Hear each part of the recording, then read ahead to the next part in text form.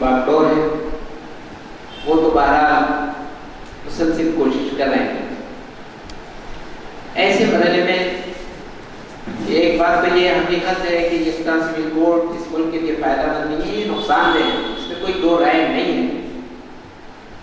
इतना बड़ा मुल्क, हमारा किस्म की तहजीबें, हमारा किस्म के मज़ाहिब, बहुत से ज़बान, कल्चर, तौर तरीके मुख्तलिफ। यह है कि ये कोशिश के मकासद सिर्फ दो है। एक तरफ तो अपनी हुकूमत की नाकामियों को छुपाना, ढाल के तौर पर उसको इस्तेमाल करना कि जो कुछ 8 साल मसला करप्शन की बात, जिन इश्यूज की बुनियाद पर इन्होंने इक़्तिदार हासिल किया था, उसको तो वो अचीव नहीं कर सके यहाँ की आबादी के लिए, यहाँ के इंसानों के लिए। अलबत्ता मुसलमानों को मौजू बनाए, किसी न किसी तरह उनके बारे में समाज में मौजू रहे और एक के बाद दीगर उनके खिलाफ इक़दाम कर कर अपना अचीवमेंट को डिक्लेयर करें। वक्त के हुक्मरान, वज़ीर दाखिला भी अपने बारे गुफ्तगू में ये बात बताते हैं कि हमने ये और ये चीज़ हासिल कर लिया, अब एक यूनिफॉर्म सिविल कोड बाकी है। तो इस एतबार से इनका ये मंसूबा है और उसकी तरफ ये कदम आगे बढ़ा है। गोया वो उनकी ज़रूरत है अपनी हुकूमत को मुस्तहकम करने के लिए, बार बार मुंतखब होने के लिए मुस्लिम इशू उनकी ज़रूरत है। और ज़ाहिर है उस ज़रूरत को अचीव करने के लिए, हासिल करने के लिए ये वो सब काम इस मुल्क में कर रहे हैं। ये जानते हैं कि ये मुल्क में यूनिफॉर्म सिविल कोड फायदेमंद नहीं है, लेकिन उन्हें यूनिफॉर्म सिविल कोड से ज़्यादा अपने इक़्तिदार पर बाकी रहना और उम्मत मुस्लिमा हिंद को तकलीफ देना, ये उनके पेश नज़र है। और इसी चीज़ को हासिल करने के लिए, इसी चीज़ को अचीव करने के लिए इस तरह के इक़दाम कर रहे हैं। ज़ाहिर है जब ये गुफ्तगू मौजू बन, लोग फिक्रमंद हैं, डिबेट्स हो रहे हैं, डिस्कशंस हो रहे हैं, सिंपोजियम और सेमिनार्स हो रहे हैं, मुख्तलिफ उलमाए किराम, मुख्तलिफ कायदीन इस पर इज़हार ख्याल कर रहे हैं कि ये हमारे लिए बहुत बड़ी फिक्रमंदी की बात है। सवाल ये पैदा होता है कि इस के बारे में उम्मत मुस्लिमा का क्या रोल है। एक तो बात मुसल्लम है, हकीकत है कि ये फायदेमंद नहीं है, ये नुकसानदेह है मजमूई तौर पर पूरे मुल्क के लिए भी और उम्मत मुस्लिमा के लिए। लेकिन सवाल ये पैदा होता है कि सोचने समझने वाले लोग इस मौके पर क्या रोल अदा करें। हमारा जो 70 साल एक्सपीरियंस है उम्मत मुस्लिमा हिंद का, अगर हम सरसरी तौर पर निगाह डालें तो बाद मौकों पर हिकमत अमली को तब्दील करना पड़ता, बाद मौकों पर अपने मंसूबों को तब्दील करना पड़ता। ऐसा कोई हार्ड एंड फास्ट रूल नहीं होना चाहिए उम्मत के दरमियान कि हमें यही करना है। बाद मौकों पर डिफेंस करना पड़ेगा, बाद मौकों पर डिफेंस करना पड़ेगा। तो पहली बुनियादी बात, उम्मत जहाँ उनकी ज़रूरत है वहाँ हमारी खुदा न खास्ता कोई मजबूरी ना बन जाए कि हमें मजबूरन ये कहना है, बल्कि हमारा एटीट्यूड और रवैया ये हो इस मौजू पर कि ये इशू हमारा ना बनाए, ये मुल्क का बनाए। और जैसा कि यहाँ पर इस इजलास को ही मुल्क से अटैच करके रखा गया, उम्मत मुस्लिमा यहाँ का मौजू नहीं, और ये इस स्टाइल से वर्क हो, ये उम्मत का मौजू नहीं है, ये यहाँ के अफराद का मौजू। और इसकी नशिस्तें, इसके इजलासें, इसके क़रारदादें, इसके मजालिस में इस बात का मज़हर हो कि यहाँ के हिंदुस्तान के तमाम शहरियों का ये मसला है। यहाँ विकला अखलाक मौजूद हैं, दानिश्वर मौजूद हैं, पॉलिटिकल एक्सपीरियंस रखने वाले मौजूद हैं। इंशाअल्लाह वो तफसील से रखेंगे यहाँ बात। मैं जो बात अर्ज करना चाह रहा हूँ ये है कि इस वक्त उम्मत मुस्लिमा हिंद इस मौजू को अपना मौजू ना बनाए। ये पूरे मुल्क का मौजू है, उम्मत का नहीं है। ہم نے کچھ میدانوں میں حقیقت میں امت کا موضوع تھا وہ اس کو ٹیک اپ کیا، اور اس سے نقصان یہ ہوا کہ بہت اگر سنگھ پریوار 25-50 سال کے عرصے میں حکومت تک پہنچتا،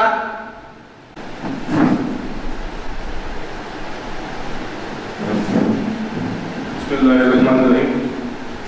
دائس پر تشریف فرما جناب مفتی طیب صاحب، صدر کل ہند مجلس تعمیر ملت، جناب اظہر الدین صاحب، سیکریٹری جماعت اسلامی حلقہ تلنگانہ، جناب بجحال علی خان صاحب، سابق کارپوریٹر، جناب یوسف علی حامدی صاحب، مجلس تعمیر ملت، یہاں موجود بزرگوں، نوجوانوں، جیسا کہ آپ کے سامنے موضوع دیا گیا ہے کہ ایک ساتھ سول کوڈ یا یونیفارم سول کوڈ ملک کے لیے فائدہ مند یا نقصان دہ۔ باتیں بہت ساری آئی ہیں، حضرت صاحب نے بھی پوری تفصیل سے آپ کے سامنے بات رکھی ہے، ملی نقطہ نظر سے بہت ہی واضح بات آپ کے سامنے آ چکی ہے۔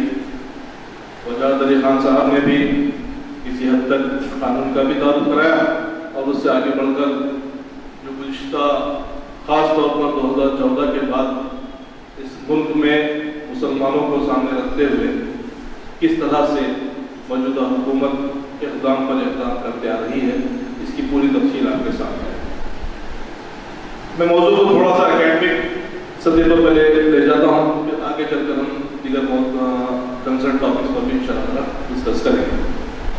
سب سے پہلی بات یہ سمجھ لیجیے کہ یونیفارم سول کوڈ یا کامن سول کوڈ یا ایک ساتھ سول کوڈ جسے آپ کہتے ہیں، یہ کوئی اچانک سے نکلا ہوا موضوع نہیں ہے، بلکہ یہ آرٹیکل 44 کانسٹیٹیوشن آف انڈیا کے آرٹیکل 44 کے اندر، یہ 1950 میں جب کانسٹیٹیوشن نافذ کیا گیا اسی وقت یہ کامن سول کوڈ کی بات وہاں پر موجود تھی۔ جس وقت آرٹیکل 14 پر پارلیمنٹ میں بحث ہو رہی تھی، اس وقت وہاں موجود تقریباً سارے مسلم اراکین پارلیمنٹ نے اس ٹاپک پر اپنا اعتراض درج کرایا۔ جو لوگ اس کے حق میں تھے ان کا یہ بحث تھی یا ان کی یہ اوپینین تھی کہ ملک کے اتحاد کے لیے، نیشنل انٹیگریٹی کے لیے قوانین کی یکسانیت ہونی ضروری ہے، لہذا کامن سول کوڈ کی طرف بھی ہم پہل کریں۔ اور دوسری طرف مسلم نمائندے جو اس وقت وہاں موجود تھے، ان کا یہ کہنا تھا کہ چونکہ مسلمانوں میں اپنے پرسنل لا کے لیے پوری گنجائش موجود ہے، یعنی ان کے پاس ایک پورا سسٹم ہے جو ان کے عقیدے کا حصہ ہے، لہذا ایسا کوئی اقدام اس ملک کے مسلمان قبول نہیں کر سکتے۔ اور اس بحث کو جس مقام پر لا کر چھوڑا گیا، تو پہلا پارٹ اس کا یہ ہے کہ اس کو لازمی چیزوں سے باہر نکال کر، فنڈامنٹل رائٹ سے باہر نکال کر، اسے directive principle of state policy والا جو چیپٹر ہے اس کے اندر لایا گیا، یعنی ایک ایسا رول، ایسے رولز جس کو اسٹیٹ اپنی پالیسی کے اندر رکھے، اور جب کبھی حالات اس کے لیے مناسب ہوں اس موقع پر اس کو نافذ کیا جائے۔ یہ فنڈامنٹل رائٹ کے اندر اس کو نہیں لایا، یہ پہلا آؤٹ کم ہے۔ اور دوسرا آؤٹ کم جو وہاں پر بحث کے اندر کیا گیا کہ جب کبھی اس ملک کی عوام متفقہ طور پر اس طرح کا ڈیمانڈ کو سپورٹ کرے گی، اس وقت اس طرح کے کسی فیصلے کی طرف حکومت آگے بڑھ سکتی ہے۔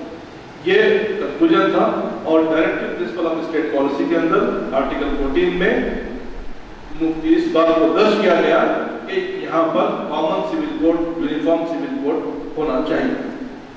اب میں موضوع کا دوسرا حصہ آپ کے سامنے رکھوں، جیسا کہ ابھی وجاہت صاحب نے آپ کے سامنے رکھا کہ بھئی یہاں جو قانون ہے اس کو ہم بہت آسانی کے ساتھ میں دو بڑے حصوں میں تقسیم کر سکتے ہیں، ایک ہے کرمنل لا، دوسرا ہے سول لا۔